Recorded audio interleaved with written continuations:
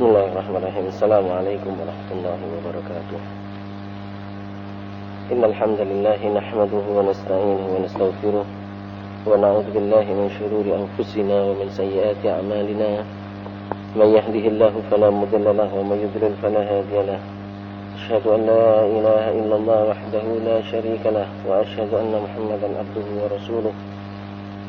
Sallallahu alaihi wa ala alihi wa sahbihi wa sallama tasliman katsira. Ya ayyuhalladzina amanu taqullaha haqqa tuqatih wa la tamutunna illa wa antum muslimun. Amma ba'd, fa inna asdaqal hadiits kitabullah wa khairal huda huda Muhammadin sallallahu alaihi wasallam. Wa syarrul umuri muhdatsatuha wa kullu muhdatsatin bid'ah wa kullu bid'atin dhalalah wa kullu dhalalatin finnar. Ma'asyiral muslimin, para jamaah salat subuh yang dimuliakan Allah Subhanahu wa taala. Kita masih dalam pembahasan tentang syirik di dalam masalah ibadah. Syekhul Islam Ibnu Qayyim mengatakan di dalam bukunya ini, halaman 194, faslun, pasal yang baru. Wa amma syirku fil ibadah, adapun syirik di dalam masalah ibadah, fahuwa ashal min hadha syirki wa akhafu syarra. Syirik dalam masalah ibadah ini adalah lebih ringan, ya, lebih ringan kejahatannya atau kemungkarannya. Kenapa dikatakan oleh Syekhul Islam syirik di dalam masalah ibadah ini lebih ringan kejahatannya atau kesesatannya? Karena syirik dalam masalah ini tidak sampai menyentuh kepada masalah fitrah. Sedangkan syirik yang telah kita bahas pada pertemuan yang lalu, syirik di dalam zat Allah atau syirik di dalam masalah muamalah kepada Allah Subhanahu wa taala, ini syirik yang menyangkut tentang apa? Tentang masalah rububiyah. Ya. Menyalahi fitrah. Jadi orang yang berbuat syirik, ya, yang tidak mengakui Allah Subhanahu wa taala sebagai Tuhannya, ini berarti orang ini telah menyalahi fitrahnya. Maka dari itu beliau mengatakan syirik dalam masalah ibadah ini lebih ringan ketimbang syirik yang pertama. Karena yang pertama ini menyangkut masalah fitrah. Semua orang diberi fitrah oleh Allah Subhanahu wa taala. Baik orang musyrik ataupun orang muslim sekalipun diberi fitrah oleh Allah Subhanahu wa taala, yaitu fitrah tauhid. Sebagaimana Allah Subhanahu wa taala menyebutkan di dalam ayat-ayatnya, ketika kita tanya kepada orang-orang kafir sekalipun, ya, siapa yang menciptakan mereka, siapa yang menciptakan alam semesta, mereka akan mengatakan Allah. Jadi mereka mengatakan dengan fitrahnya. Ya. Adapun mereka yang tidak mengakui Allah Subhanahu wa taala di dalam penciptaan, di dalam menciptakan dirinya atau memberikan rezeki kepadanya, maka dia telah menyalahi fitrahnya seperti orang-orang ateis yang tidak mengerti Tuhan. Makanya di dalam masalah ini kata beliau, syirik di dalam masalah ibadah lebih ringan ketimbang syirik yang pertama tadi. Sedangkan syirik masalah ibadah ini adalah pada asalnya orang ini sudah berfitrah. Kalau kita tanya kepada orang yang berlakukan syirik dalam masalah ibadah, siapa yang menyembah, siapa yang menciptakan alam semesta, mereka serta-merta mengatakan Allah. Sebagaimana yang tertuang di dalam ayat-ayat Allah Subhanahu wa taala ketika Rasulullah SAW menanyakan hal ini kepada kaum Quraisy, siapa yang mengatur alam semesta ini, siapa yang memberikan rezeki kepada kalian dan sebagainya. Apa kata mereka? Mereka mengatakan Allah. Tetapi kenapa mereka berbuat syirik? Nah, inilah syirik di dalam masalah ibadat. Fa innahu yasduru mimman ya'taqid annahu la ilaha illallah. Beliau mengatakan bahwa syirik dalam masalah ibadah ini timbul dari orang yang mengakui la ilaha illallah. Orang yang mengatakan la ilaha illallah, dia berbuat syirik. Seperti yang kami contohkan pada minggu yang lalu, seperti orang yang melakukan penyembahan di dalam kuburan, ya, memberikan sesajen kepada kuburan, takut kepada kuburan, takut kepada orang yang mati, meyakini bahwasanya orang yang mati ini punya manzilah di sisi Allah Subhanahu wa taala sehingga mereka meminta kepada orang yang mati dan sebagainya. Ini semua, ya, masuk dari syirik dalam masalah ibadah kepada Allah Subhanahu wa taala. Ya. Fa innahu yasduru mimman ya'taqid annahu la ilaha illallah. Syirik dalam masalah ibadah ini timbul dari orang yang meyakini atau yang mengatakan la ilaha illallah. Wa annahu la yadurru wa la yanfa' wa la yu'ti wa la yamna illallah. Syirik ini timbul dari orang yang mengakui bahwasanya tidak ada yang membahayakan, tidak ada yang mendatangkan manfaat, tidak ada yang memberi dan menolak kecuali Allah Subhanahu wa taala. Wa annahu la ilaha ghairuhu wa la rabba siwa. Bahwa tiada Tuhan selain Allah Subhanahu wa taala. Ini syirik yang timbul dari orang-orang seperti ini. Jadi dari orang yang bertauhid secara lisannya atau secara fitrahnya, tetapi di dalam masalah ibadah dia masih menyekutukan Allah Subhanahu wa taala. Makanya dikatakan oleh Syekhul Islam, walakin la yukhlisu lillahi fi muamalatihi wa ubudiyatihi. Tapi orang yang mengatakan la ilaha illallah, orang yang mengakui bahwasanya tidak ada yang memberi, yang menolak, ya, kemudian tidak ada yang memberikan manfaat dan tidak dapat mendatangkan mudarat kecuali Allah, mereka ini tidak ikhlas kepada Allah Subhanahu wa taala di dalam apa? Di dalam ubudiyahnya, di dalam beribadah kepadanya. Padahal Allah Subhanahu wa taala mengatakan kepada kita, kalau kita mengakui bahwasanya Allah Subhanahu wa taala itu zat yang menciptakan, yang mengatur alam semesta ini, maka tentunya kita wajib pula mengakui bahwa Allah yang berhak untuk diibadahi. Bahwa Allah yang berhak untuk diibadahi. Sebagaimana yang tertuang di dalam surat Al-Baqarah, ya. Pada awal-awal surat Al-Baqarah, Allah Subhanahu wa taala menyuruh kepada orang-orang, kepada manusia. Ya ayyuhan nasu ubudu rabbakumul ladzi khalaqakum wal ladzina min qablikum la'allakum tattaqun. Wahai manusia, sembahlah Allah. Nah, ini khitab kepada seluruh manusia. Sembahlah Allah, ya, yang telah menciptakanmu. Alladzi khalaqakum walladzina min qablikum, dan telah menciptakan orang-orang sebelummu agar kalian bertakwa. Kemudian Allah Subhanahu wa taala menyebutkan, alladzi ja'ala lakumul arda firasyan. Dialah Allah yang telah menciptakan bumi ini sebagai hamparan. Ja'ala lakumul arda firasyan was samaa'a binaa'a. Dan Allah menjadikan langit ini sebagai penurun hujan. Wa anzala minas samaa'i ma'an fa akhraja bihi minas thamarati rizqan lakum. Dan diturunkan oleh Allah Subhanahu wa taala dari langit hujan sebagai rizki atas kalian. Fala taj'alu lillahi andadan. Ini Allah Subhanahu wa taala mengatakan, kemudian maka janganlah engkau berbuat syirik kepadaku kalau engkau mengakui hal ini semua.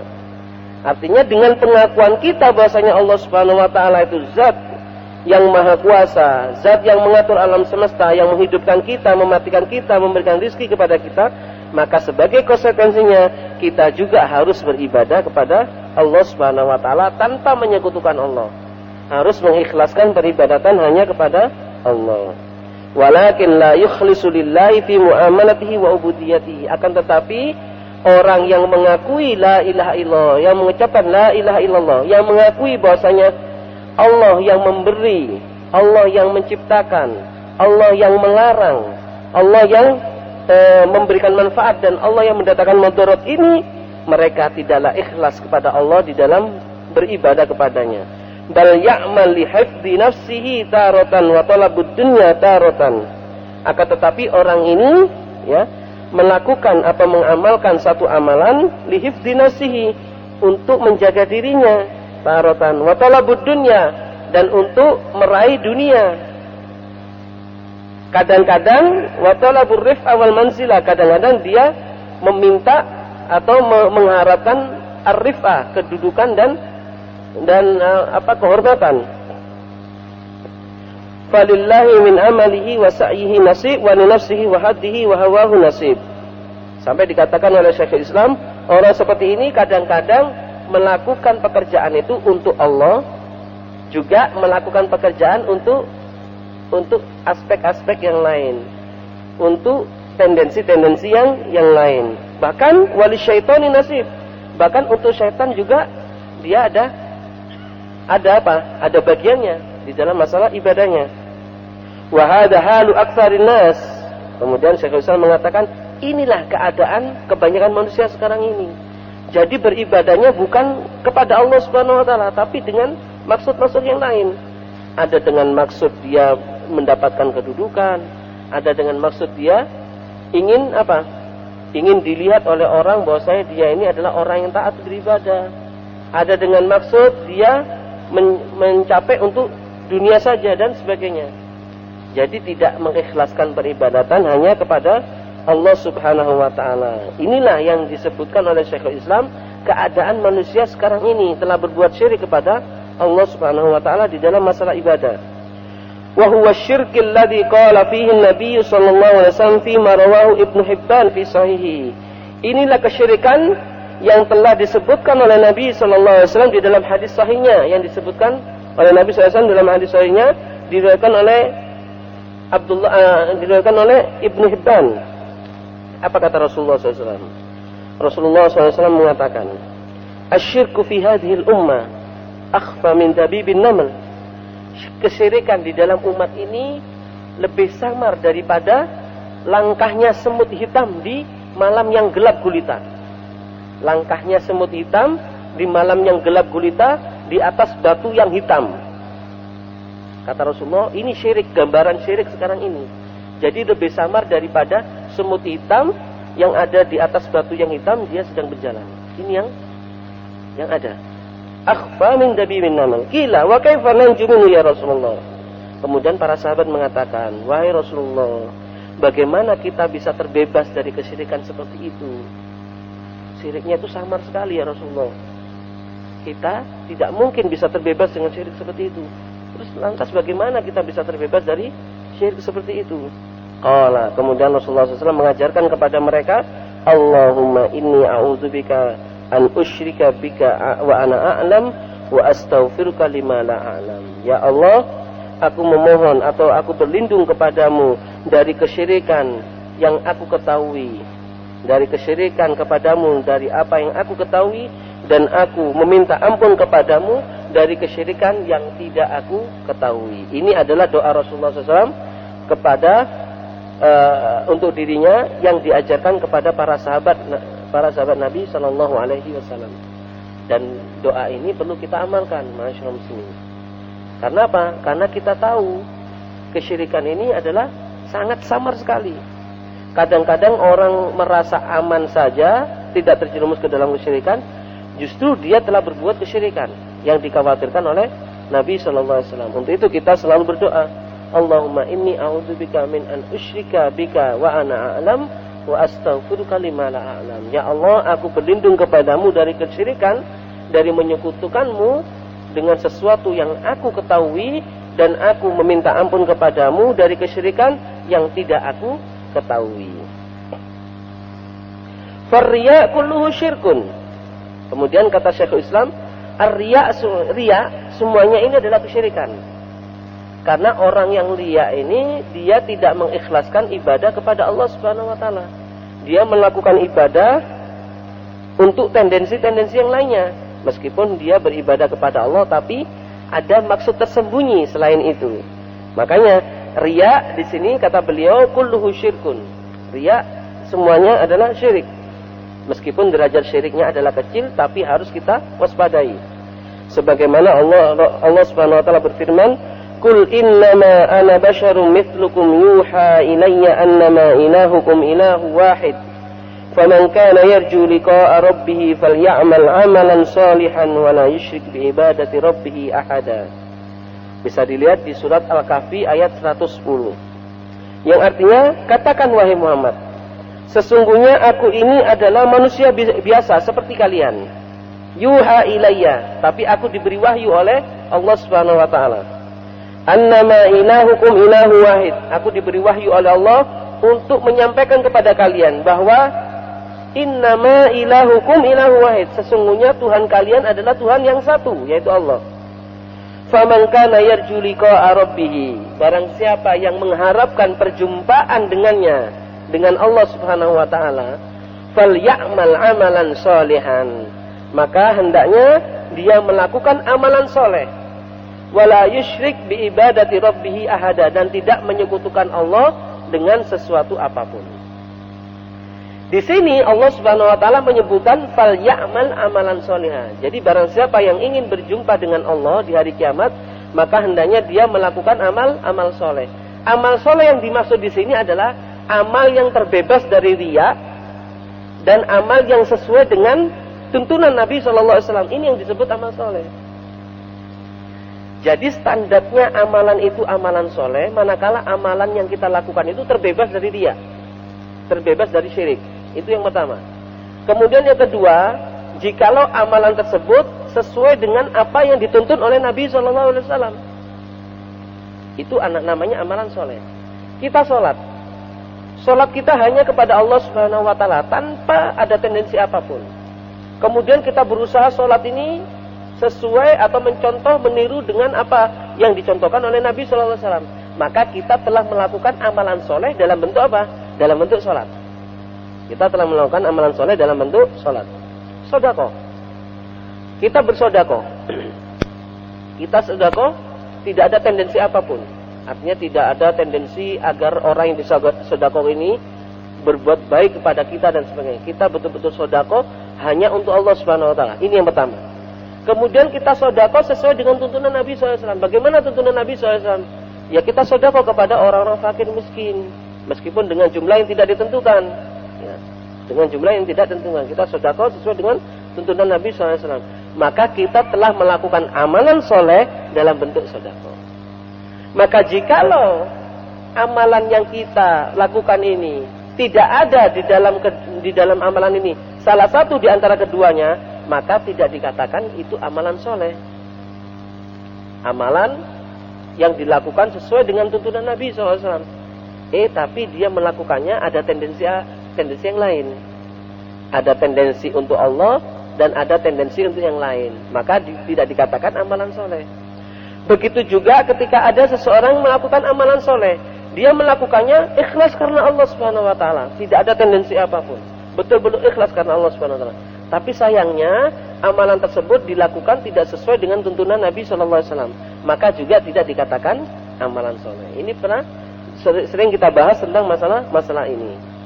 Makanya Syekhul Islam mengatakan di dalam bukunya ini, ai kama annahu ilahun wahidun la ilaha siwa wa kadzalika yanbaghi an takuna al-ibadatu lahu wahdahu. Sebagaimana engkau mengakui Tuhan itu adalah satu, yaitu Allah Subhanahu Wa Taala, sebagaimana engkau mengakui yang mengatur alam semesta ini adalah Allah, yang menghidupkan kalian itu adalah Allah, yang mengatur rezeki kalian itu adalah Allah, maka seharusnya juga kalian harus beribadah hanya kepadanya, kata Syekhul Islam di sini. Fakama tafarrada bil ilahiyah yajib an yufrada bil ubudiyah. Sebagaimana Allah ini kita esakan di dalam pekerjaannya, di dalam ketuhanannya, di dalam amalan-amalannya, maka kita esakan pula di dalam kita beribadah kepadanya. Jadi kita ketika mengesahkan Allah, bahwasanya Allah ini Tuhan kita, satu-satunya Tuhan yang mengatur alam semesta, yang mengatur hidup kita dan sebagainya, maka seharusnya juga kita esakan di dalam ibadat kepadanya. Maka beliau mengatakan, fal amalus soleh huwal khali minar riya al muqayyad bis sunnah. Adapun amalan soleh adalah amalan yang terlepas atau kosong dari riya, yang diikat dengan sunnah, yaitu dengan apa? Amalan yang sesuai dengan tuntunan Nabi SAW. Ini dia dikatakan oleh beliau.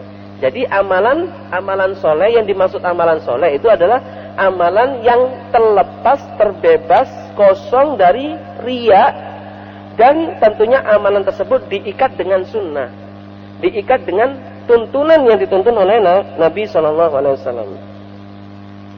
Untuk itu, ma'asyiral muslimin, wa kana min du'ai Umar bin Khattab radhiyallahu anhu, untuk itu salah satu doanya Umar bin Khattab radhiyallahu anhu supaya beliau bisa melakukan amalan soleh dan amalannya ini diterima oleh Allah Subhanahu Wa Taala. Apa yang beliau seru kepada Allah? Apa yang beliau minta kepada Allah? Allahumma ja'al amali kulluhu sholihan. Ya Allah, jadikan amalanku seluruhnya ini adalah soleh. Waj'alhu liwajhika khalisan, dan jadikan amalku ini hanya untukmu, hanya untuk wajahmu. Wala taj'al li ahadin fihi syai'an, dan janganlah engkau jadikan amalku ini untuk selainmu. Janganlah engkau jadikan amalku ini untuk selainmu. Ini doanya Umar bin Khattab radhiyallahu anhu. Jadi sahabat Umar bin Khattab ini senantiasa takut kepada Allah Subhanahu Wa Taala. Takut jika amalannya ini tidak diterima oleh Allah. Allahumma ja'al amali kulluhu khair, kulluhu soleh, kata Umar bin Khattab. Ya Allah, jadikan seluruh amalanku ini adalah soleh. Ya. Waj'alhu liwajhika khalisan, dan jadikan seluruh amalanku ini hanya untukmu, hanya untuk wajahmu. Wala taj'al li ahadin fihi syai'an, dan janganlah engkau jadikan amalanku ini untuk siapapun selainmu. Kemudian barulah Syekhul Islam Ibnu Qayyim menjelaskan hakikat syirik dalam masalah ibadah ini. Apa dampaknya? Apa dampak negatifnya dari syirik masalah ibadah ini? Beliau mengatakan, wa hadza syirku fil ibadati yubtilu thawabal amal. Syirik di dalam masalah ibadah ini dapat membatalkan pahala amalan. Jadi yang seharusnya amalan ini akan diberi pahala oleh Allah Subhanahu wa taala karena dia telah berbuat syirik di dalam masalah amalannya ini, maka Allah Subhanahu wa taala membatalkan pahala amalannya. Ya. Sebagaimana Allah Subhanahu wa taala menggugurkan amalannya ketika orang melakukan amalan tersebut dan di dalamnya terdapat syirik kepada Allah Subhanahu wa taala. Ya. Jadi syirik dalam masalah ibadah ini dapat membatalkan pahala amalan. Waqad yu'aqib alaihi atau waqad yu'aqabu alaihi idza kana al-amal wajiban. Kadang-kadang orang yang melakukan amalan ini akan diberi Diberi bencana oleh Allah atau disiksa oleh Allah Subhanahu wa taala kalau amalan yang dia lakukan ini adalah amalan dalam bentuk amalan wajib. Seperti amalan salat, ya, amalan salat, amalan kewajiban yang kita lakukan. Manakala kita melakukannya tidak karena Allah Subhanahu wa taala atau kita menduakan Allah Subhanahu wa taala di dalam amalan ini, kita melakukan salat untuk Allah dan untuk yang lainnya, maka kita akan diberi iqab oleh Allah, akan diberi hukuman oleh Allah Subhanahu wa taala. Fa innahu yanzil manzilata man la ya'malhu. Orang yang melakukan amalan berbuat syirik kepada Allah Subhanahu wa taala dalam bentuk amalan yang wajib, maka seakan-akan dia ini tidak melakukan amalan itu. Kenapa? Karena pahala amalannya dihapus oleh Allah Subhanahu wa taala. Seakan-akan dia tidak melakukan amalan tersebut. Orang yang melakukan sholat, manakala sholatnya ini untuk tendensi yang lain, bukan untuk Allah Subhanahu wa taala, ataupun untuk Allah dan untuk tendensi yang lainnya, maka seakan-akan dia tidak melakukan sholat. Karena apa? Karena dia tidak memperoleh amalan dari sholatnya, tidak memperoleh pahala dari sholatnya. Seakan-akan dia tidak melakukan sholat. Kata Syekhul Islam di dalam bukunya seperti ini. Wa yu'aqab ala tarkil amr, dan dia diberi iqab atau diberi hukuman oleh Allah Subhanahu wa taala karena telah meninggalkan amr, telah meninggalkan perintah, yaitu perintah sholat. Fa inna Allah subhanahu innama amara bi ibadatihi khalisan, karena Allah Subhanahu wa taala memerintahkan kepada kita hanya untuk menyembah kepada Allah secara ikhlas, memurnikan peribadatan hanya untuk Allah Subhanahu wa taala. Sebagaimana firman Allah di dalam surat Al-Bayyinah ayat 5, "Wa ma umiru illa liya'budullaha mukhlishina lahud-din hunafa." Tidaklah mereka diperintahkan oleh Allah kecuali hanya untuk menyembah Allah secara ikhlas. Menyembah Allah secara ikhlas di dalam agamanya dan lurus. Jadi kita tidak diperintahkan oleh Allah untuk menyembah Allah kecuali dengan ikhlas karena Allah Subhanahu wa taala. Faman lam yukhlis lillahi fi ibadatihi wa lam yaf'al ma amarahu bihi balilladzi ata bi syai'in ghairil ma'mur bihi fala yasihu wa la yaqbal minhu aw wa la yuqbal minhu. Barang siapa yang tidak mengikhlaskan amalannya untuk Allah, tidak mengikhlaskan ibadahnya untuk Allah Subhanahu wa taala, dan tidak melakukan apa yang diperintahkan oleh Allah Subhanahu wa taala, bahkan dia melakukan apa yang tidak dikerjakan atau yang tidak diperintahkan oleh Allah Subhanahu wa taala, fala yasihhu wa la yaqbal minhu, maka amalannya itu tidak benar dan tidak diterima oleh Allah Subhanahu wa taala. Jadi simple sebenarnya ma'asyiral muslimin. Ya. Standar amalan kita ini simple. Allah tidak menuntut kita dari amalan kita ini kecuali dua saja. Kalau kita sudah melaksanakan dengan kedua hal ini, maka Allah akan memberikan pahala dari amalan tersebut. Manakala amalan yang kita lakukan itu ikhlas karena Allah, Manakala amalan yang kita lakukan itu sesuai dengan tuntunan, itu saja yang dituntut oleh Allah Subhanahu wa taala. Barulah Allah akan memberikan pahala dari amalan itu. Maka kalau kita tidak mengerjakan amalan itu sesuai dengan harapan Allah Subhanahu wa taala dalam hal kedua-duanya, atau salah satunya kita tidak melakukannya, maka amalan tersebut otomatis gugur. Amalan tersebut otomatis tidak sah. Amalan tersebut otomatis tidak diterima oleh Allah Subhanahu wa taala. Itu saja sebenarnya masyaallah muslimin. Ya, yang menjadikan seseorang ini kemudian dia akan mendapatkan pahala dari Allah Subhanahu wa taala dari buah ibadahnya. Dari buah ibadahnya. Manakala dia beribadah kepada Allah ikhlas karenanya, dan manakala dia menyembah Allah Subhanahu wa taala sesuai dengan tuntunan yang dituntun oleh Nabi sallallahu alaihi wasallam. Allah Subhanahu wa taala berfirman dalam hadis qudsi, "Ana syuraka an syirki." Aku, kata Allah Subhanahu wa taala, tidak membutuhkan sekutu-sekutu dalam peribadatan kepadaku. Allah mengatakan, aku tidak membutuhkan sekutu-sekutu dari beribadah kepadaku. Kemudian Allah mengatakan, "Faman amila amalan," maka barang siapa yang melakukan amalan, asyraka fihi ma'iya ghairi, dia telah melakukan amalan yang menyekutukan aku di dalam amalan tersebut, fahuwa lilladzi asyrak, maka amalan tersebut untuk orang yang disekutukan dengan Allah Subhanahu wa taala, wa ana minhu bari, dan Allah berlepas diri dari amalan orang ini. Lihat ma'asyiral muslimin, janji Allah di dalam hadis qudsinya. Allah tidak membutuhkan sekutu-sekutu di dalam masalah ibadah. Maka barang siapa yang beribadah kepada Allah, melakukan amalan kepada Allah Subhanahu wa taala, di dalam amalan tersebut dia masih menyekutukan Allah, maka Allah akan meninggalkan amalannya dengan sekutunya, dan Allah berlepas diri dari amalan yang dia amalkan. Artinya apa? Kalau Allah sudah berlepas diri di dalam amalannya ini, maka Allah tidak menganggap itu amalan, sebagaimana orang tersebut tidak melakukan amalan tersebut. Ya, jadi seakan-akan orang ini sudah tidak melakukan amalan-amalan apapun, karena amalannya ini diberikan oleh Allah Subhanahu wa taala kepada dia dan kepada orang-orang yang disekutukan dengan Allah Subhanahu wa taala. Allah berlepas diri dari amalannya. Allah tidak menganggap amalan orang-orang ini.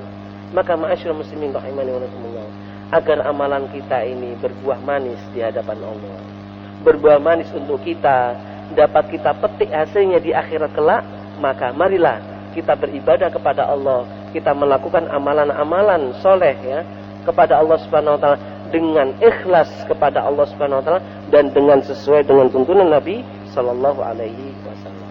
Ini yang dianjurkan, yang diperintahkan oleh Allah Subhanahu wa taala kepada kita. Wa hadza syirku yanqasimu ila akbar wa asghar. Kesyirikan dalam masalah ibadah, kata beliau Syekhul Islam, terbagi menjadi dua. Ada syirik akbar, ada syirik asghar. Ada syirik besar, paling besar, ada syirik paling kecil dalam masalah ibadah. Wa maghfur wa ghairu maghfur. Tentunya syirik dalam masalah ibadah ini ada syirik yang diampuni oleh Allah, ada syirik yang tidak diampuni oleh Allah Subhanahu wa taala. Dari kata akbar dan asghar, maka yang akbar ini tentunya yang tidak diampuni oleh Allah, yang masuk dalam firman Allah, innallaha la yaghfiru ayyushraka bihi. Allah tidak mengampuni dosa orang yang berbuat syirik.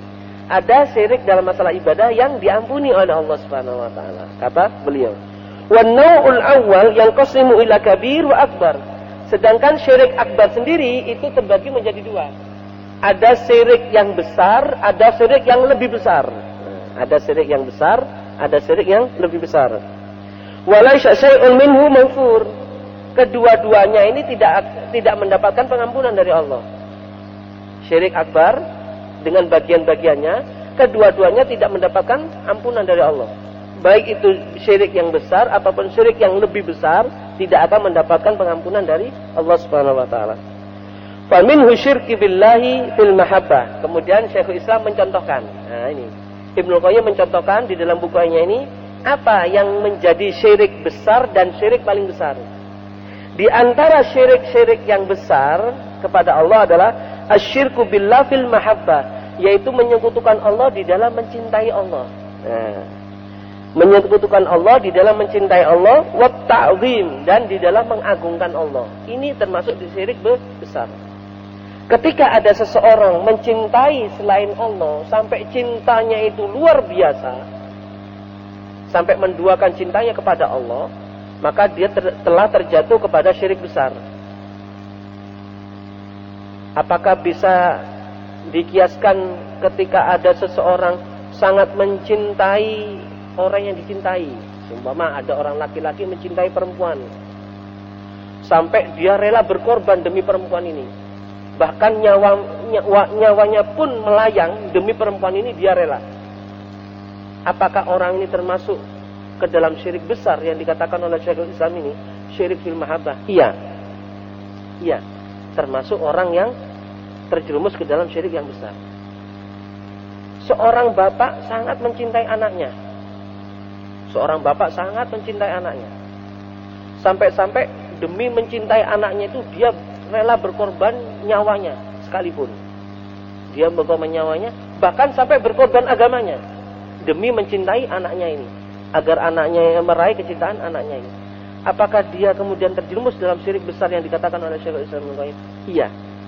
Dia telah terjerumus ke dalam syirik besar yang dimaksud oleh Syekhul Islam Ibnu Qayyim. Ketika ada seseorang yang mencintai gurunya, sampai dia ini mengkultuskan gurunya, sehingga apa yang dikatakan oleh gurunya dia turuti, apa yang dilakukan oleh gurunya dia turuti karena kecintaannya, meskipun perlakuannya itu jelas-jelas menyimpang dari syariat, dia turuti. Apakah dia terjerumus ke dalam syirik ini? Iya, dia telah terjerumus ke dalam syirik mahabbah wa ta'zim yang dimaksud oleh Syekhul Islam Ibnu Qayyim. Syekhul Islam Ibnu Qayyim mengatakan bi ayyuhibba makhluqan kama yuhibballah. Orang yang melakukan syirik di dalam masalah kecintaan kepada makhluk, ya, syirik di dalam masalah ta'zim kepada makhluk, dia ini telah mencintai makhluknya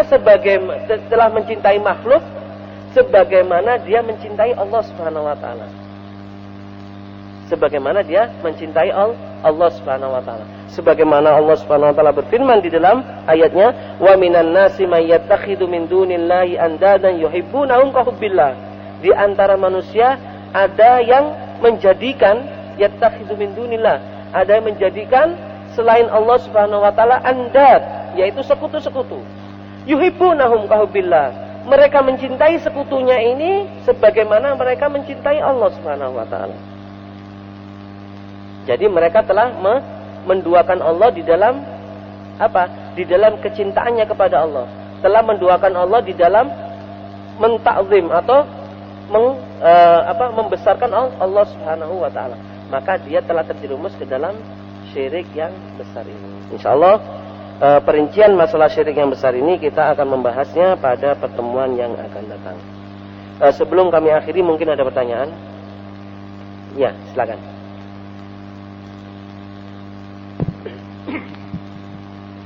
Assalamualaikum warahmatullahi wabarakatuh, Ustaz. Waalaikumsalam warahmatullahi wabarakatuh. Tadi Ustaz mengatakan bahwa syirik, terutama dalam ibadah yang sangat samar, semut hitam berjalan di atas batu hitam malam hari dan sebagainya, terus disatukan dengan amalan yang tidak ada tuntunannya. Terus pertanyaan saya begini, kalau amalan itu dilakukan oleh seorang ustadz untuk menceritakan hal-hal yang baik, tetapi cerita-cerita baik itu hadisnya lemah, atau bahkan dikatakan tidak ada tuntunannya tadi itu. Contoh ya Ustaz, yang pernah saya dengar dari ustadz itu cerita tentang Masito, tukang sihir anaknya itu kan. Yang kedua Salabah, ya, yang ketiga adalah sengatan kalajengking Abu Bakar, bahkan laba-laba dan merpati dan sebagainya. Itu ada ustadz yang berpendapat itu hadisnya lemah dan itu tidak benar. Mau diceritakan dengan cerita-cerita ustadz seperti ini kepada santri-santrinya, walaupun ini cerita baik, apakah termasuk dalam kesyirikan atau bagaimana Ustaz?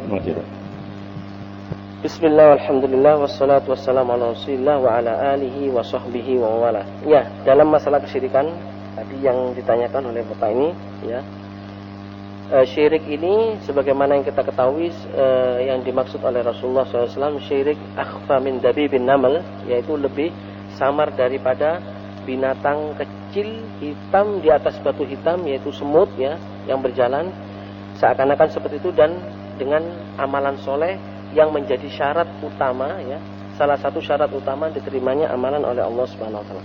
Apakah masuk dalam kategori ada seorang ustadz yang menceritakan cerita-cerita, ya, qasas, ya, dan ternyata cerita ini memuat hadis-hadis yang dhaif dan sebagainya. Apakah dia termasuk telah melakukan syirik seperti yang dikatakan oleh Rasulullah SAW, syirik akhfa min dabibinan? Di sini ada perincian, ma'asyiral muslimin rahimani wa rahimakumullah. Sebagaimana kita memperinci orang yang dikatakan dia itu seorang ustaz. Kadang-kadang di tempat kita atau di negara kita ini, asal dia bisa ngomong sedikit tentang ayat Al-Qur'an tanpa kita mengetahui ayat ini benar atau tidaknya dalam masalah tafsirannya atau yang lainnya dan sebagainya, maka kita sudah bisa memberi julukan orang ini adalah seorang ustaz. Ini yang pertama. Jadi karena kita ini terbiasa mengatakan orang meskipun dia tidak berilmu, tapi hanya cuma mengetahui satu sisi saja dari Al-Quran, dan dia menerjemahkannya tanpa dia bisa mengetahui arti ataupun terjemahan tafsirannya, maka kita sudah katakan ustaz. Ini yang perlu kita luruskan, ya.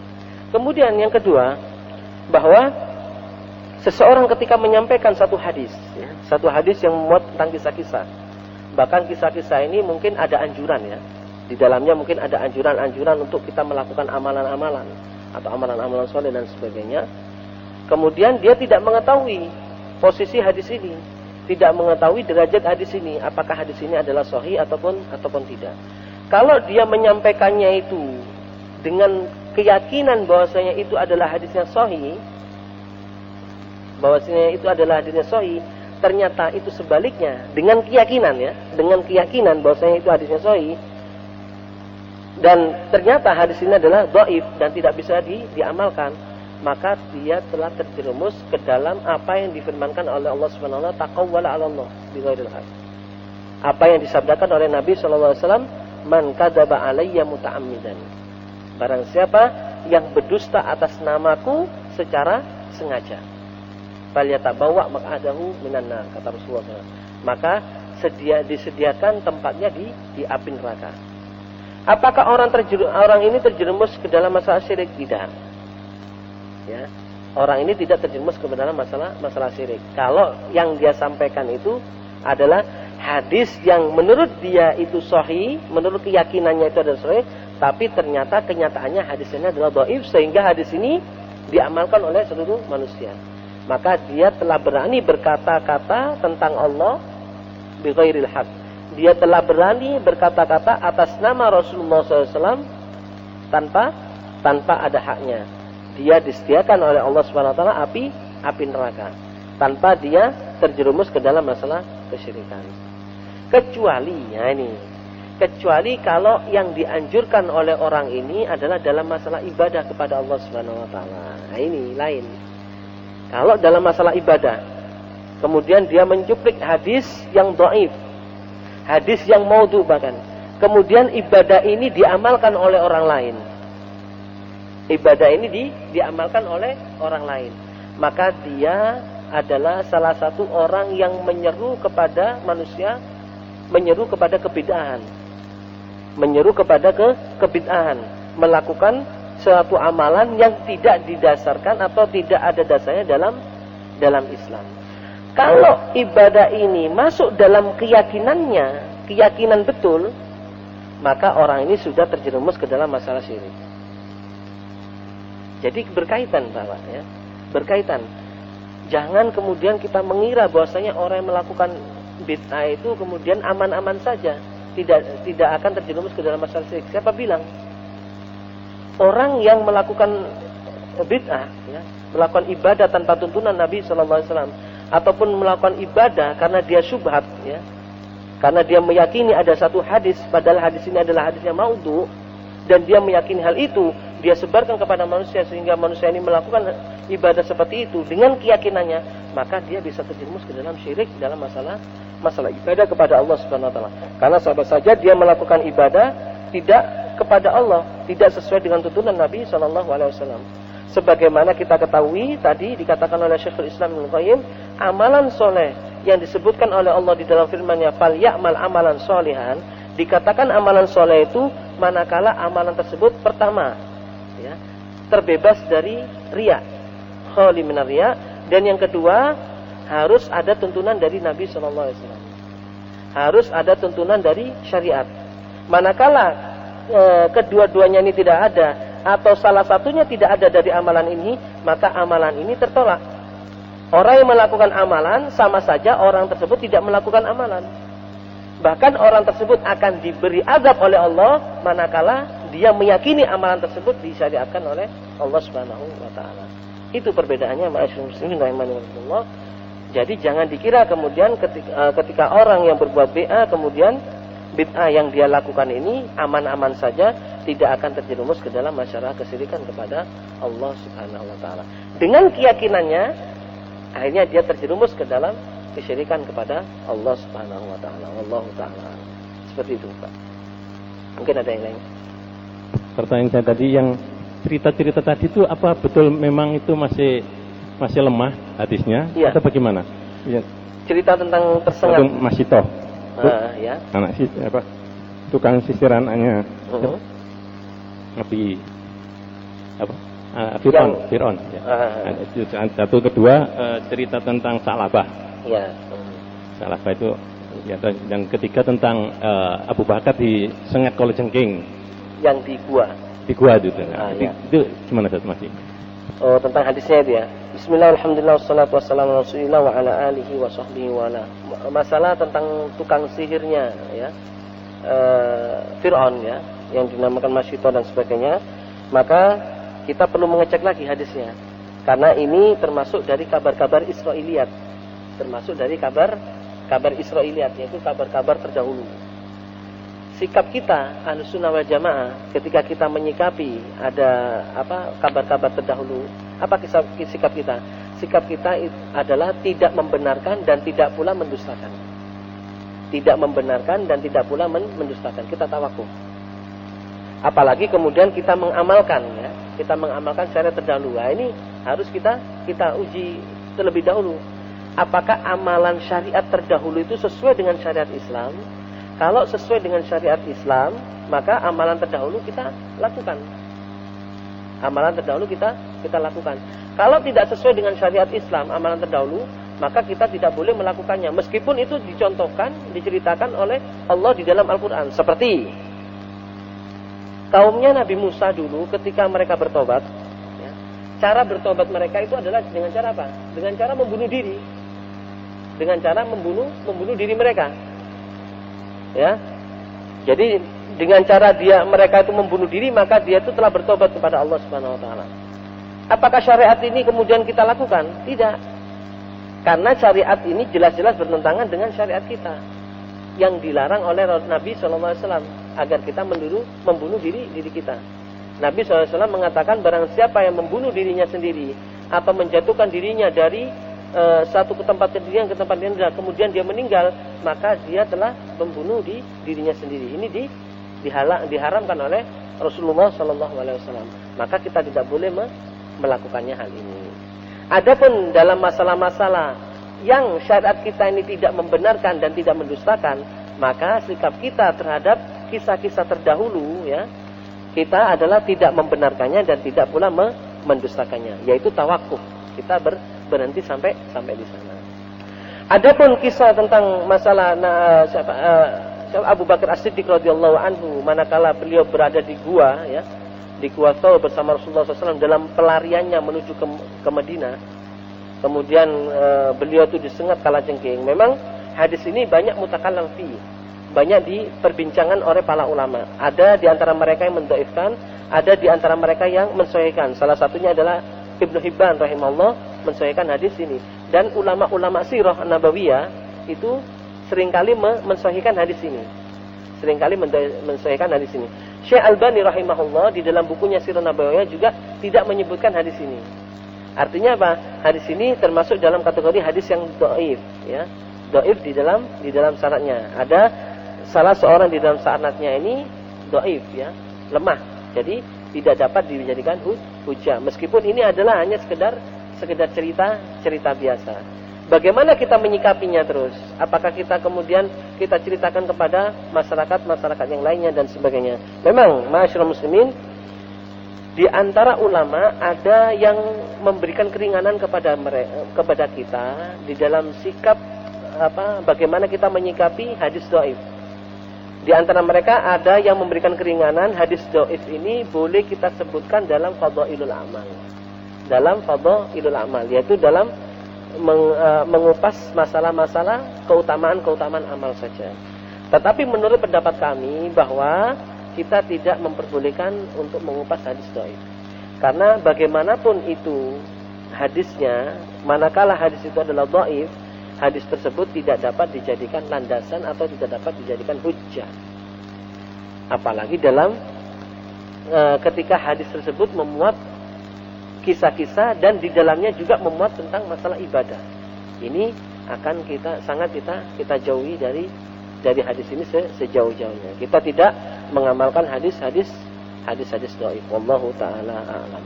Kemudian kisah yang satunya apa? Kisah Salabah, ya. Kisah Salabah, wallahu taala alam, ini juga kami tidak mengetahui derajat hadis ini. Insyaallah pertemuan yang akan datang kami akan mengusahakan akan mencari periwayatannya atau derajat hadis ini secara detail. Wallahu taala alam. Kemudian ada yang lainnya sebelum kami tutup. Ini sebenarnya ada pertanyaan, ya. Ada pertanyaan masuk di dalam SMS kami. Insyaallah pertemuan yang akan datang saja kami akan jawab pertanyaan ini karena pertanyaannya cukup panjang. Ya, mudah-mudahan Allah Subhanahu wa taala memberikan kita taufik dan hidayahnya agar kita senantiasa lurus di jalan Allah Subhanahu wa taala, diberi ilmu pengetahuan oleh Allah, ilmu agama, dan dengan ilmu ini kita mengamalkan untuk Allah Subhanahu wa taala sehingga kita mendapatkan pahala dari Allah Subhanahu wa taala. Kita berdoa kepada Allah agar ilmu yang kita dapatkan pada pagi hari ini bermanfaat dan dapat kita amalkan dalam kehidupan kita sehari-hari. Hamdan yafi ni'amahu wa yakafi mazidah, ya rabbana lakal hamdu kama yanbaghi li jalali wajhil karim wa 'azimi sultanik. Allahumma shalli ala Muhammad wa ala ali Muhammad. Allahumma inna nas'aluka salamatan fid din wa afiyatan fil jasad wa ziyadatan fil ilmi wa barakatan fil rizqi wa tawbatan qabla al-maut wa rahmatan ila al-maut wa maghfiratan ba'da al-maut. Allahumma hawwin 'alaina fi sakaratil maut wa najata minan nari wal afalin dal hisab. Rabbana la tuzigh qulubana ba'da idh hadaytana wa hab lana min ladunka rahmah innaka antal wahhab. Allahumma arinal haqqa haqqan warzuqna ittiba'ahu wa arinal batila batilan warzuqna ijtinabah. Allahumma ahsin akibatana fil umur kulliha wa ajirna min khizyi dunya wa adzabil akhirah. Allahumma aslih lana dinana alladhi huwa ismatu amrina wa aslih lana dunyana allati fiha ma'ashuna wa aslih lana akhiratana allati ilaiha ma'aduna waj'al al-hayata ziyadatan lana fi kulli khair waj'al al-mauta rahatan lana min kulli syarr. Allahumma inna na'udzubika min an unshika bika syai'an na'lamuhu wa nastaghfiruka lima la na'lamuhu. Allahumma inna nas'aluka al-huda wa tuqa wal afafa wal ghina. Allahumma faqihna fid din wa 'allimna ta'wil. Allahumma habib ilayna al-iman wa zayyinhu fi qulubina wa karrih ilayna al-kufra wal fusuqa wal isyan waj'alna minal rasyidin. Rabbana atina fid dunya hasanah wa fil akhirati hasanah wa qina adzabannar. Wa sallallahu wa sallama wa baraka ala nabiyyina Muhammad wa ala alihi wa sahbihi wa sallam. Subhana rabbika rabbil izzati amma yasifun wa salamun alal mursalin walhamdulillahi rabbil alamin wa akhiru da'wana alhamdulillahi rabbil alamin. Wa sallallahu ala nabiyyina Muhammadin wa ala alihi wa sahbihi ajma'in. Subhanakallahumma wa bihamdika asyhadu an la ilaha illa anta astaghfiruka wa atubu ilaik. Assalamualaikum warahmatullahi wabarakatuh.